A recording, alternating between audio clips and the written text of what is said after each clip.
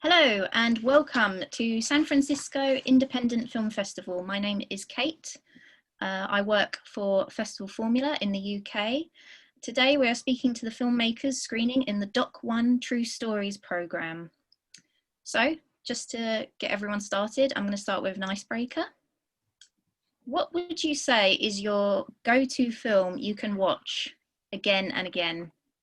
And I'm going to start with you, James. James? Can you hear me, James?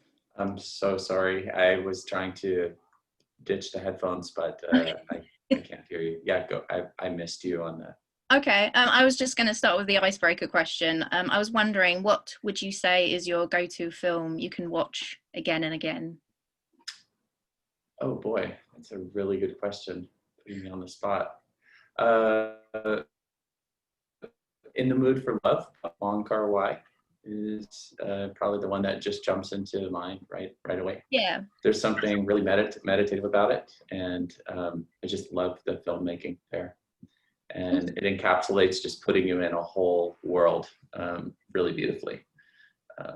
And it also just is a nice place to be for 2 hours. So Yeah, that's the kind of film that I didn't want to say like what's your favorite film, because I think that really puts people on the spot, and I think most filmmakers have like 5 or 10 favorite films. So I'm thinking, right. What's the film that you could watch over and over again contentedly? Right. Yeah. What about you, Ben? What's your go-to film you could watch over and over again?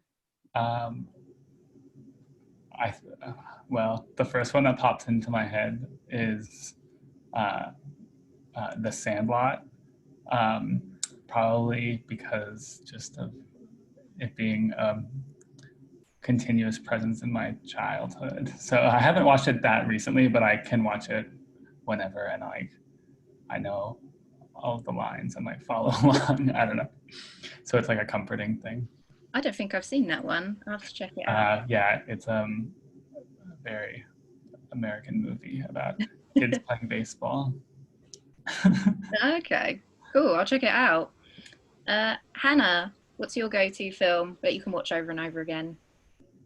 Well, I actually have had the experience of doing that, of watching a film over and over again. I used to live abroad, and my apartment didn't have internet access, so I would just have to watch the physical DVDs I brought with me. And I would get really lonely because I was like the only person who spoke English. So I would just put on loop the Royal Tenenbaums. Ah, awesome. That's a good one. And you never got sick of it? I would watch it today. Yeah. Awesome. What about you, Emily? What's your go-to film? I love Cleo de Saint-Cassette, Cleo from 5 to 7 by Agnes Varda. There's just so many layers to that movie and to her like narrative filmmaking that she brings from documentary that I could just get lost in it and still find new things interesting over and over again. Oh, cool. Very interesting. Damien, what about you? Hi. After Hours. After Hours. Is that the Martin Scorsese one? I I think I've seen it maybe 15 times. I kind of am a bit in love with that movie. I don't know what it is. And I guess the runner-up would be The Apartment, the Billy Wilder. Yeah. Yeah.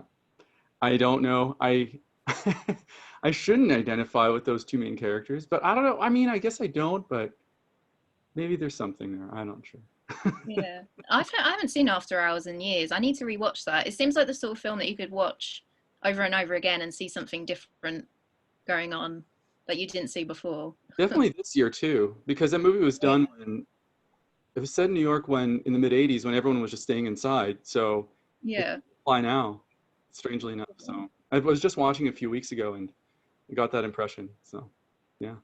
Cool. Mm-hmm. Kathleen, do you have one? A movie you could watch over and over again? I can't think of one that over the decades that I have watched over and over again, but what came to mind was Roma. Oh, yes. Yes, Good. and it's a quality of watching, of the director watching, but of the characters, the way observation, quiet observation is really, I think, an important part of that film, and really tunes me into that level. Cool. I wish I thought of that. I Can I know, it's not- revise? Yeah.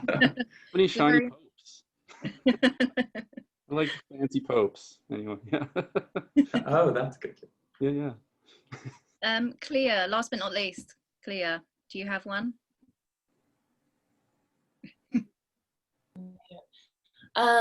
Yeah, I'm not really the kind of person who watches the same thing over and over, but what popped into my mind is the two movies that I did watch over and over as a kid, because we didn't have TV and they were the only VHS tapes we had, which was A Room with a View with Helena Bonham Carter and The Last Unicorn, if any of you remember that I know that one. So two very different movies, but I probably watched both of them hundreds of times throughout my childhood. So I have to assume that they have like seeped in somehow. Yes, definitely films from our childhood. The one that comes to my mind is Priscilla, Queen of the Desert, which I don't know why. It's just the sort of film that I could watch over and over again. It's not the best film I've ever seen, but I could easily just watch it over and over again and still enjoy it every single time I watch it. Thank you, everyone. So let's get into something a bit more nitty gritty, shall we? So first question, the documentary genre has had this surgence in popularity in the last few years, especially the documentary series. So I'm not going to name names, but the one about the cats, the one about the murders, the one about the drugs, especially the ones that have been appearing on like streaming sites. I just wanted to know if any of you guys thought that was a good thing to the documentary genre, or if you find it quite detrimental. If anybody wants to chime in. I have plenty of opinions about that. Go for it. Yeah, I mean, I think one thing that's interesting that's happening is that there's more money in documentary than there ever has been before. Mm-hmm. It's promising for those of us who have chosen to make a career in this. However, like that money is still being sort of funneled through these like heads of organizations and networks that don't really trickle down to those of us who are making independent work that we really believe in, and the sort of like success stories of independent film sort of making it to Netflix or making it in these huge contracts like helps to sort of get our hopes up without actually distributing money in a way that's equal, and in fact sort of like consolidates the power of storytelling into the hands of those who already have it. So it's mixed for me, but it's definitely like I'm a little pessimistic about it. Mm. I do think that there's more audience, like as people who are mainstream audiences are discovering that they like documentary, there's opportunity for us. But right now we're at this sort of like juncture where it's exciting in documentary, but hasn't reached us yet. Yeah, definitely. It does seem like at the moment it is a load of suits sitting in an office space discussing what is the most marketable film thing, and I think documentary at its core shouldn't really be about that. It's more journalistic. But does anyone else have an opinion about it? Yeah, Yeah. well, I just think it's interesting to think about how it affects the way a narrative unfolds, because, you know, as all of us know, the hardest part is making something short, right?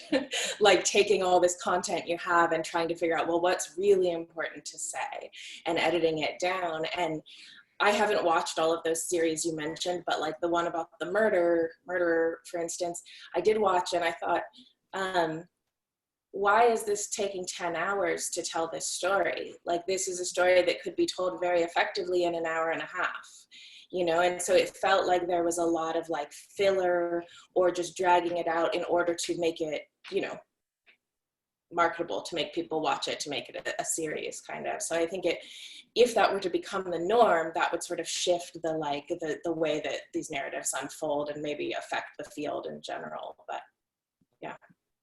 Yeah, that's a good point. I mean, I guess. Oh, go ahead. Sorry.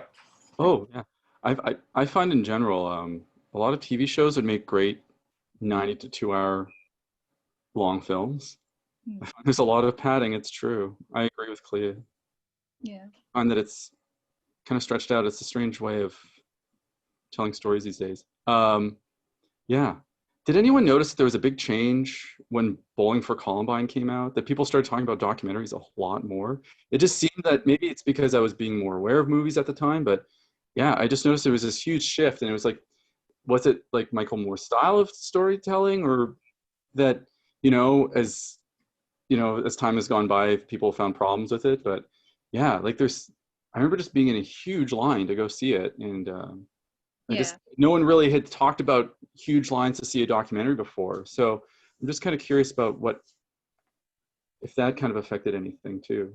It's been 15 years or plus since that movie came out. So. At all? Somehow it feels much longer than that, but yeah. I guess I'll take a little bit of the flip side of this conversation and say that I think the benefit of, the commercialization, I guess we could say, and popularization of documentary as a form is that it's opening up independent funders who maybe aren't like the Suits to backing documentary projects that maybe they wouldn't have otherwise, because they see that documentaries are broadly successful or have much more commercial appeal.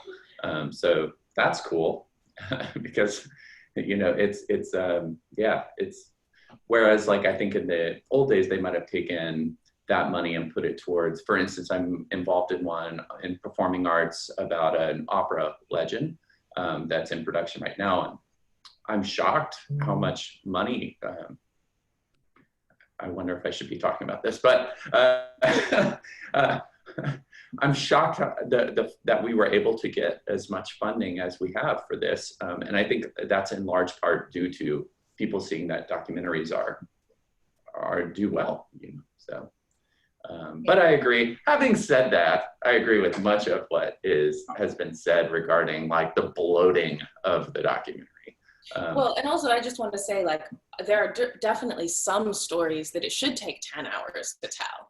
I just think some of the ones that have been made into that style have not necessarily been those stories. But I think there are certainly topics that you could absolutely go on and unfold the narrative really slowly. I feel like there's a connection between that and the podcast revolution too, because there's like that, I get that same feeling with podcasts, whereas like, oh my God, this is taking me like 18 hours to listen to this story that literally someone else did in 45 minutes, Yeah. But I think there's a real desire to be immersed in a world. And so some people can go so deep and just want to know every detail, so. Yeah. So Kathleen?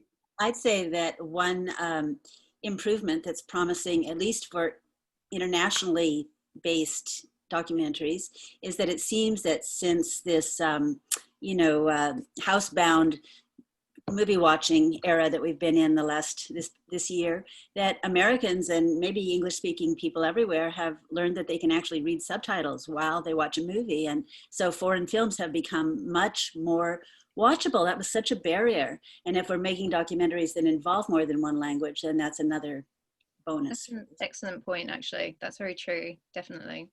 Thank you. That's brilliant. Thank you, everyone. I just want to move on because I'm aware of the time. I'm curious to find out, in the other Q&As that I've done, they've been more narrative-based stuff. And I was just curious to find out how you guys structured the story. Like, how do you structure a story for the documentary? I just wondered if there was like a special skill to do that. And I'm going to pick on you, Hannah, because you're being quite quiet there. Okay. Yeah, I actually do. I have a lot of thoughts on this question too. I think one of the best places you can start from when you make a documentary film is what you know and what your experience is. And for me, that's going home. I'm from Mississippi, and I focus on Mississippi stories. I think I have a lot more freedom to make creative decisions that are fair and interesting instead of imposing and unfairly directing. as often happens when you go into a new place. It's just the reality, and documentary filmmakers, we have to accept it. Because certainly I've worked on things outside of Mississippi. So I just always try to, you know, stay true to a place and people, and let that inform how me and hopefully a team making decisions about what does this look like, who gets to speak, who doesn't,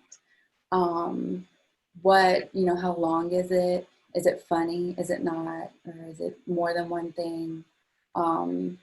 That really is, I try so hard for that, the answer to those questions to be less about me and more about the subject at hand or the people who I'm working with.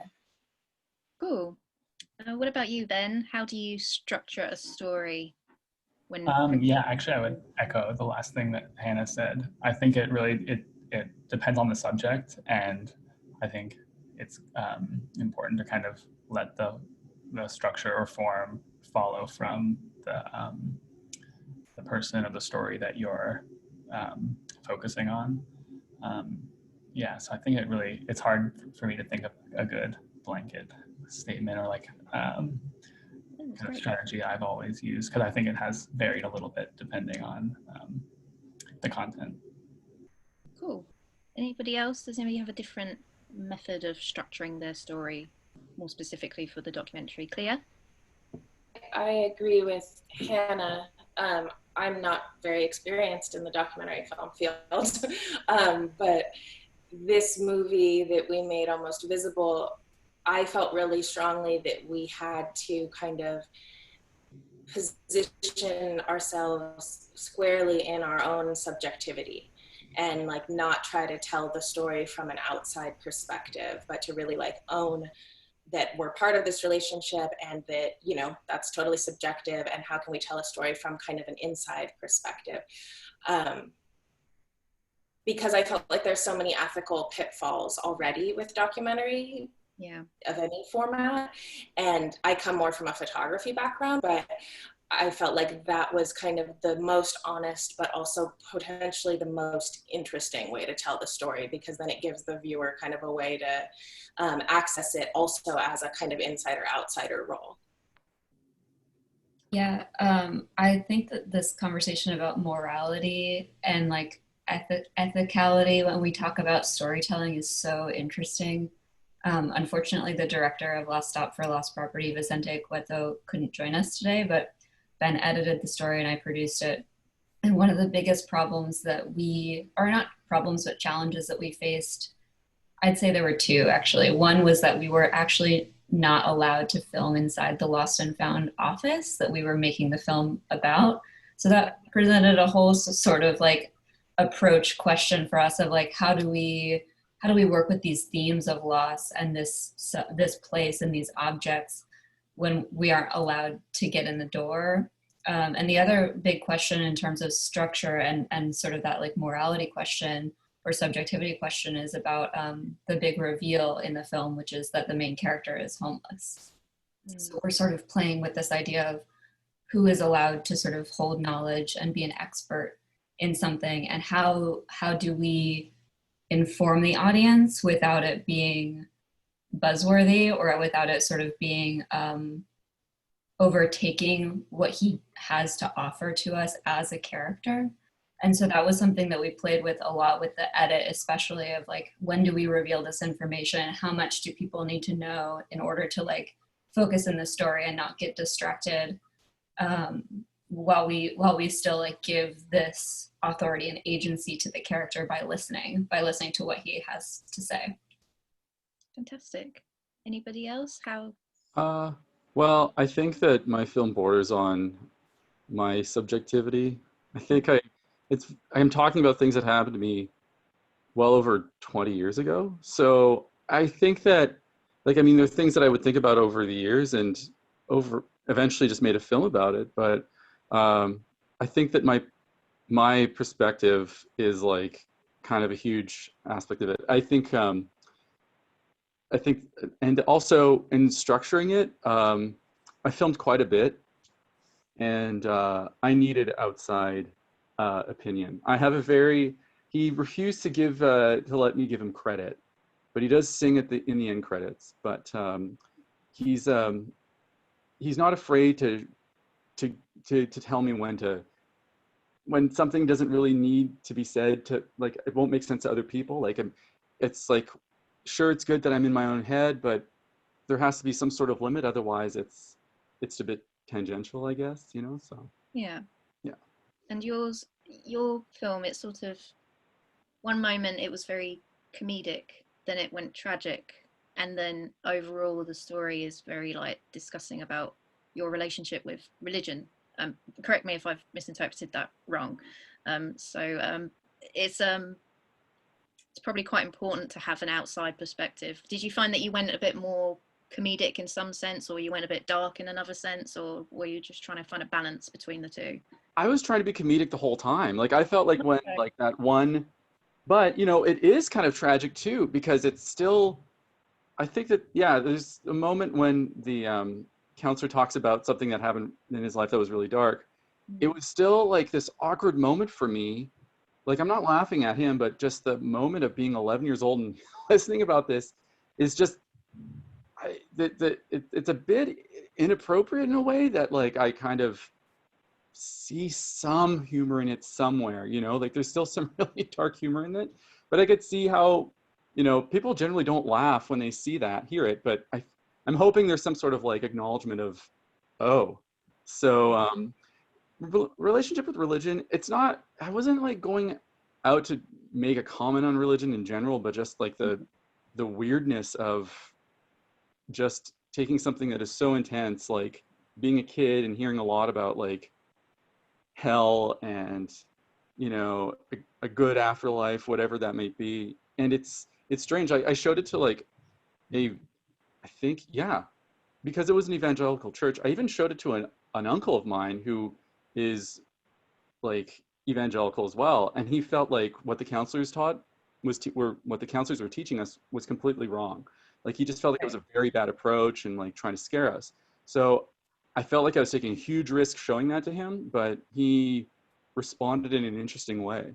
So yeah, so I'm kind of glad there was some sort of appeal to people who have very differing opinions about religion. So Cool. I felt that was good. Yeah. Thank you, Damien. James, I just wanted to ask you, because you had a very interesting style structure to your film. I was wondering why you chose that specifically, and how you came about. That's, yeah. It's a funny story. Originally, Eugene had set out to do, Eugene is the director of Los Inzantles, the band and group. And he wanted to do a big film, and gradually like problems kept popping up with it, and difficulties in what Preservation Hall would be able to help us with, and meetings we were being able to secure in pre-production. And it just kind of got whittled from like a 5-person crew down to like, well, let's just do like 2 cameras and then you guys will do sound, to let's just do 1 camera and then you'll do sound, to can you just take some photos? And then I said, well, let me do sound, you know, also, which actually in retrospect, I should have hired a sound guy, because that's the one part, even watching it again last night, I'm like, oh, I wish the sound were better. That's just painful. But so it wasn't even supposed to be a movie, to be honest. He said, just like make a slideshow of some photos. And while I was there shooting it, you know, I have the 5D3, so it shoots really fast. And I was like, this is like a movie. This is going to be, when I hit these points in the story where the action really would be better captured by film, I will do that. And I had just recently seen Le Jeté by, oh God, I can't remember the director's name, which is horrible, but it's a photo. Does someone know out there? Yeah, anyway, yeah, okay. So anyway, which is a film made with photography, really beautiful, old French film. And so that was, you know, one of the things that informed like, whoa, you could do this, right? So then it just became a really fun challenge to take on. And yeah, I don't know. There's not much more to it than that, other than That'd just be trying to interesting, find actually. those. I was just intrigued to know, and I didn't notice that the sound was bad at all. I mean, the music's so good anyway, so who Right, cares? the music stuff worked great, and I need to give credit where it's due. That was Preservation Hall recording the film, so they had, or recording those sections. So I was able to poach off of their, soundboard, which is why it sounds so fantastic. Yeah, but the larger scene at Ashe Cultural Center, for instance, that was just an H4n dropped on the stage, and me like turning it to where the action was happening. But how cool would it have been if I had been able to loft people up or do something like that? But there was only one of me, and there were so many of them, and I was also taking pictures. So it was crazy. Yeah. Oh, wow. I'm curious, now that you've done that, is that a technique that you would use again? Never, don't do it. Oh my God, that took so if you ever want to think of just like a hell-like scenario, imagine putting any of your films together just one frame at a time. Oh, yeah. Rather than chunks, rather than clips. Yeah. So because so many times, I wasn't working with a tripod or anything, so it's handheld. So even some of the motion shots, maybe there's a bump or something, I'm literally adjusting frame by frame. It really was a descent into madness at some point, and it took me like 5 times longer, 5 times longer than a hard film, and like 100 times longer than what it should have taken. So, but hey, it was cool, and you only live once, so why not? But I'm not making a habit of it. Yeah. It's not my new thing. Yeah. Okay, I need to move on to the next question. This is a question for everyone, and it could be a film way of looking at it, it could be a more philosophical way of looking at it. It's up to you.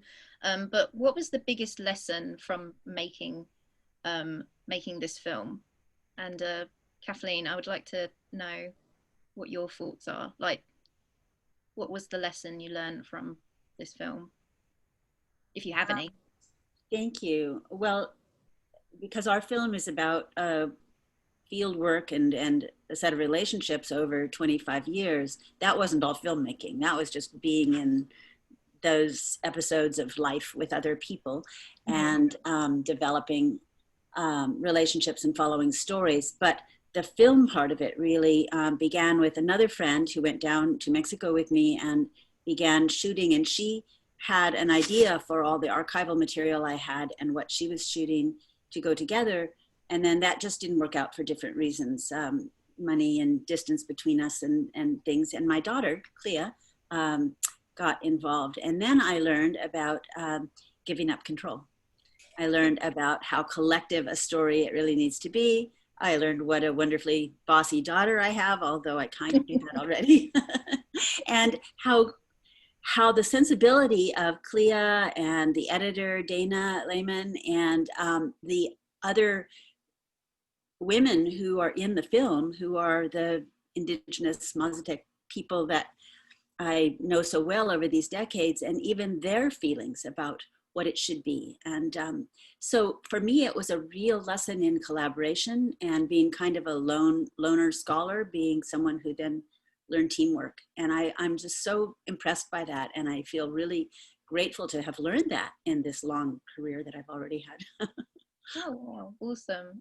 Clea, can you vouch for that, or do you feel different? Yeah, I mean, I agree with everything she said. And, my relationship with these people in Mexico has not been as long as hers, but it has been, 15 years or so I've been going down there. And we only really made the film for the last year, And so it was, for me, an interesting experience in taking like one's own experience or my mom's life experience and trying to kind of like distill it, Yeah. Which is always, I mean, everyone who makes a documentary has that job in some way, but more often it's about someone else's story kind of. And so to try to kind of reflect on your own family's story and distill it and figure out, well, what parts are most important, but also what parts are communicable, because sometimes the most important parts are things that no one else can really understand or something, so trying to figure out like what parts can an audience connect to and what is good storytelling when you're coming at it from such a kind of giant soup of feelings and information, you know. And just to be clear, this film was actually we started it it was supposed to be a teaser to get funding to make a 1-hour documentary, and then the teaser just kind of kept getting longer and longer, and so then we were like, okay, well, this is a short film, but our intention is very much still to make a 1-hour documentary. And so when you watch it, there's a lot of topics and themes in it that are just barely touched on and not really delved into, because those are kind of like the possible paths we could go down if we could make it into a bigger film. But I also am happy that it can function as a succinct kind of portrait of this kind of field work and this kind of relationship. Awesome, thank you guys. Emily and Ben, lessons, film lessons, life lessons, any type of lessons, what did you take from making this film? Yeah, I would also say collaboration. Emily and I met through a program in New York that's basically all about making collaborative documentary. Everyone involved was kind of like I guess more equal of a collaborator from the start than maybe than I've experienced in other projects. So that, yeah, I think it led to like a really nice like overall dynamic, not without challenges obviously, but like with everyone kind of coming up with ideas throughout the entire process. So I would say like point was like the most collaborative process, and I think that we're trying to do that on future projects going forward and trying to emulate that. So I think it's like a really good model for working on documentary and any like long-term projects. So. Yeah, and I'll just shout out the organization that we made the film with is Union Doc Center for Documentary Art in Brooklyn. They have amazing workshops and things that are actually happening now online, so anyone can sort of join in, even if you're not local to New York.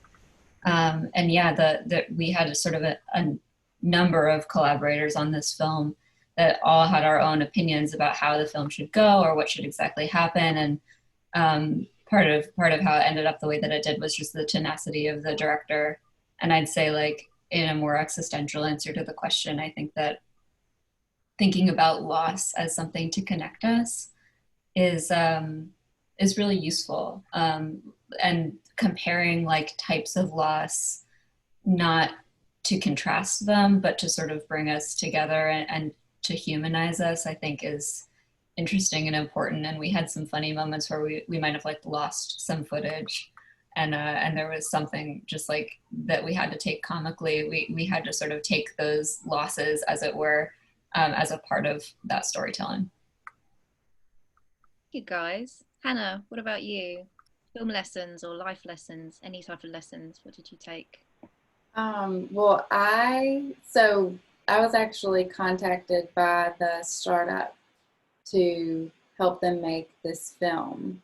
And I happened to be from Mississippi, and that was just all serendipitous. And like the characters in the film, I had skepticism that this, big fancy startup in Silicon Valley, California, where I actually live part-time, I live part-time in the Bay Area, okay, could come in and really understand rural issues. Like, there's a wasp nest in the shed that we use as precinct number 4, and we definitely don't have any electricity or internet out there. How are we supposed to hook up a voting machine or a printer? Those are, very real obstacles that we have. So I actually got to witness the relationships form, and people really see one another in one another's circumstances and meet one another where they were at, each from Mississippi and from California. Both of these groups came together, and a large part of that, or a major reason that was possible, is because the nonprofit hired Charlie, who's on this call, he was kind of the liaison. Charlie, do you want to add anything? If you can hear. Oh, is Charlie here? He's on I the think I'm listening. I hope y'all can hear me. I'm out on the highway right now. Yeah, it was a blast. We had a great time with Hannah. You know, she sort of shaped the whole, you know, way that we interacted with people in a certain way, by being the artist that captured it. And, you know, we obviously, it was a very interesting experience to be both doing something very, very real and concrete, and also sort of realizing that, you know, you're sort of, I mean, I was sort of playing the part of myself. So, you know, that's an interesting experience for sure. Awesome. I do apologize, Charlie. I'm so used to actually seeing the people who are on the Zoom call, and I've just completely forgotten about you during this time. So I'm really, really sorry about that. I will bear you in mind for the next question. Apologies. No, it's okay. It's okay. I don't make movies. I just play myself on Hannah's movies, apparently. Damien, biggest lesson from making this film, life or film? Well, it's like I've been making a lot of autobiographical stuff like this. At first, maybe like 5 or 6 years ago, I was trying to write a script where I was cramming all of these things that had happened to me, like these stories, into like a 90-page script. And I did a reading with some friends and it was disastrous. And I didn't know what to do. And a few filmmaker friends of mine said, you know, it might be better if you just tell the story yourself, you know? I mean, I feel they felt like it, if I just say it directly, it might work, you know? And yeah, I've kind of thought of that before too. I just wasn't sure about going completely forward with that. And I feel like they were correct. So, how can I say this? It's just, you know, trying different ways of storytelling until the right one is, if you find the right one. I do want to make more narrative films eventually, or documentaries with multiple people in them. But right now, it seems to be like a good way for me to tell stories through film. Yeah. So, and I mean, yeah, there's some good filmmakers out there who do the same thing. So, yeah. So I feel there's a good genre of it out there. Awesome. Thank you, Damien. James, we know that your film lesson is you're never going to do photo-based narrative ever again. But if you have any more film lessons or life lessons from making this film, please do. Yeah, definitely. I think the big takeaway for me on this project, which I bring into other projects and have had frequently throughout my career, which I think is so important to stay focused on, is embrace your obstacles. So I think there's sometimes a real resistance towards when things don't go the way you imagine them to go, which happens, I'm sure everyone here can relate to that. Like not being able to get inside the lost property office. Like that would kill so many other teams, right? They'd be like, oh, we're done. For me, it's like, oh, you're not going to be filming, right? You're just going to take photos. Well, you know, you would think maybe you couldn't do anything with that. But I think it's great to, a great recommendation for people who might be watching is The Amazing Jonathan. If anyone has seen that film, it's such a great example of someone who is like dealt the craziest hand while they're making their film and everything is going wrong. And it turns out that the problems are the film, and it really becomes this really incredible, beautiful piece. So I think learning to dance with those things and not put up so much resistance is really important. Oh, perfect. I've not seen that film. I'm going to check it out. The Amazing Treat Jonathan. yourself. Yeah. It's really Okay. crazy. Yeah. I'll check it out. Okay. I have one last question.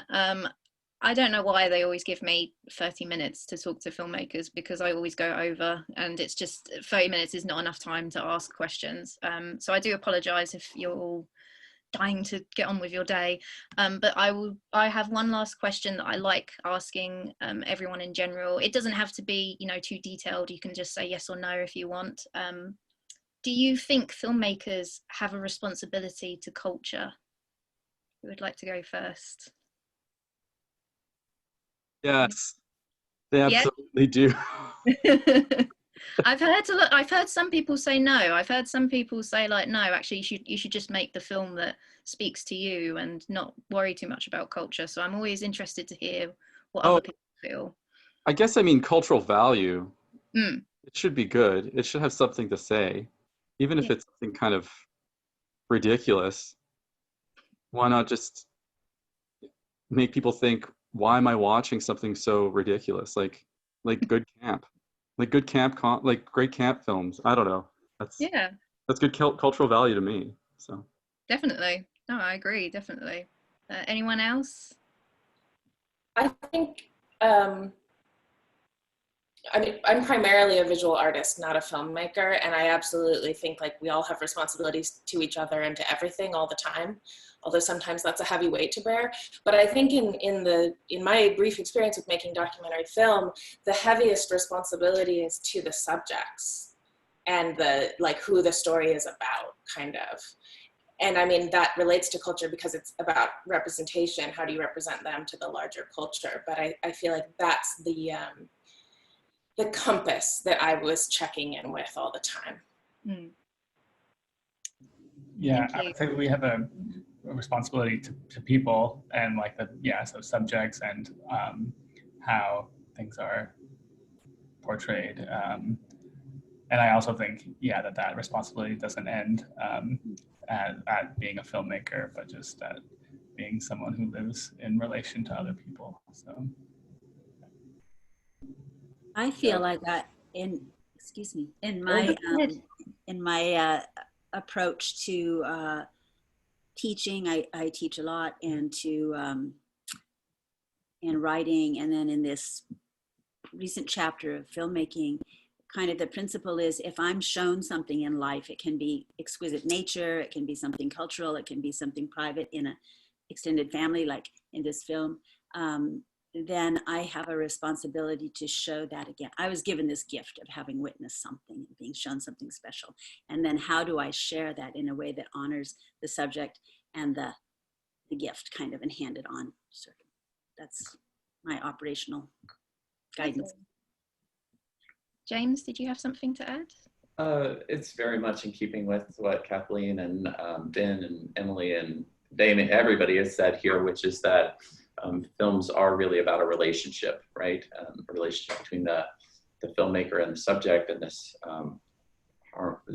kind of understanding, respect, and I think, you know, just being honest and transparent about that as much as you can, and building that up to something beautiful, of course, would have hopefully a beautiful outcome if you enter it with deceit. And I guess that's still culture too. It's just a different kind of culture. So I don't know. I guess I also don't see the line of like the film is culture. So it's more like, what kind of culture do you want to create, right?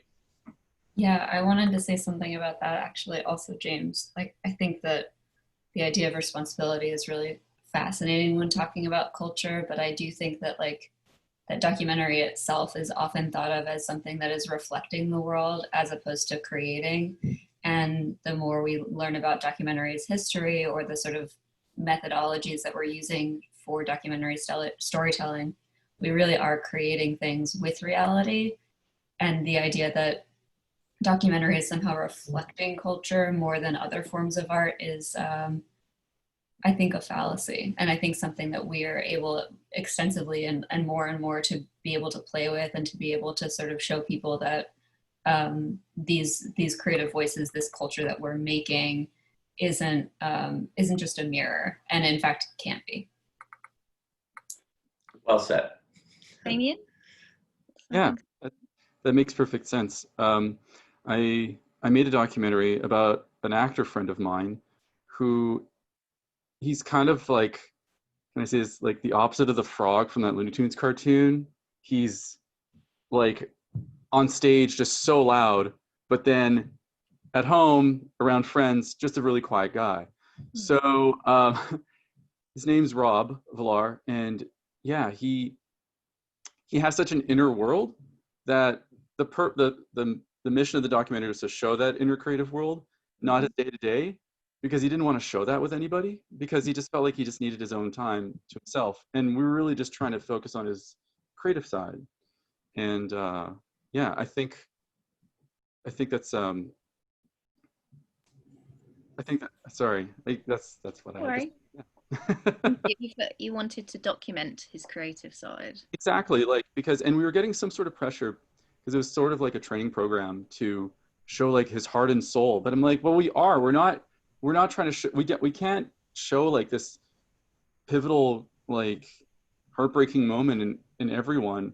I think that showing how someone copes with things and just showing the creative side, like, I mean, everyone has, you know, pivotal moments, struggles, and so forth. But I think choosing like the outcome of all of it from this person, I think was a lot more interesting. So, and on top of that, yeah, I just wanted to, like, he's a close friend. Maybe that it's a bit ethical or whatnot, but it was still trying to protect his privacy, and I just wanted to respect that, you know. So, and not everyone needs to know everything.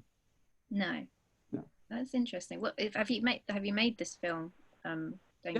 Yeah, we made it like about 5 years ago. It's called Rob What? Rob What? Okay. Yeah. I'll check it out. That sounds interesting. Sorry? Yeah, it was like this alter ego he created for himself when he was like a teenager, because he'd invent his own album covers. And he loves The Who. So he called himself Rob What.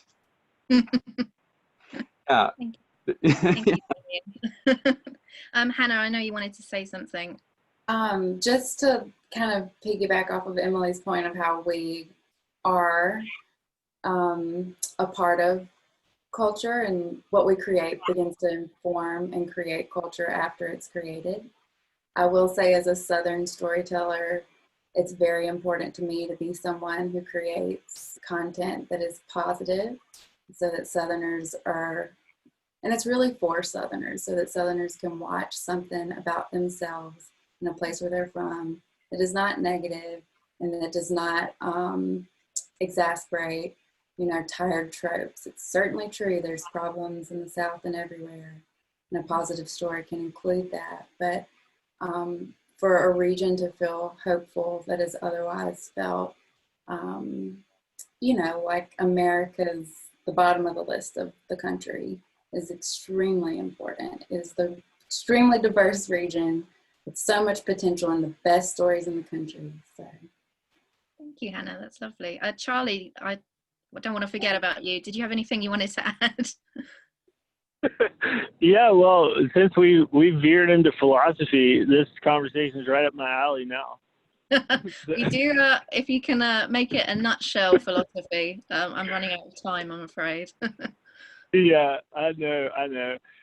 Yeah, I would just say that, you know, I think that on some level art is about making discoveries, and, you know, in order to do that, you have to be sort of open-minded and not address everything with really preconceived notions. And I think that's why we picked Hannah to make our film with us, because, you know, she's a person who wouldn't bring too much baggage to the cultural moment that we were in.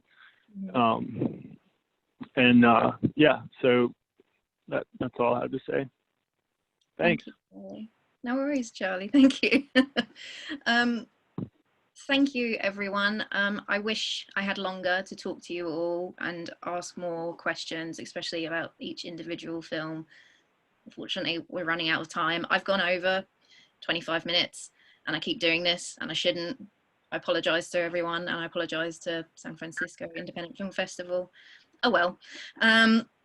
But thank you all for joining me today, and thank you all for making such awesome films. Each of them were really different, and I love it when a program has something different. You know, we went to Mexico, we went to Mississippi, we went to New York, we went to New Orleans. I do need to mention the other film that was in the program, Lovebirds. Also couldn't join us today, but a great film. please check it out. That goes to the Amazon rainforest. But yeah, thank you all for joining me today, and I hope you all have a lovely day and keep creating films. Thank you. Thank you. Have an awesome day. Take care, everyone.